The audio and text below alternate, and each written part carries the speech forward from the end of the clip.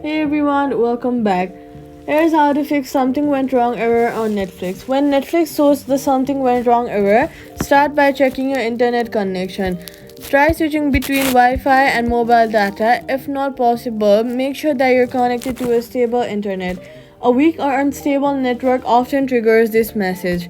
After that, swipe up from the bottom of your screen, find Netflix and then swipe it away. Now reopen it after a few seconds only. Then try playing a different movie or a show. Now head over to your app store, search for Netflix, and then see if the app is updated or not. Sometimes errors like something went wrong happen because you are using the outdated version of the app. Updating the app ensures you have all the latest files and bug fixes.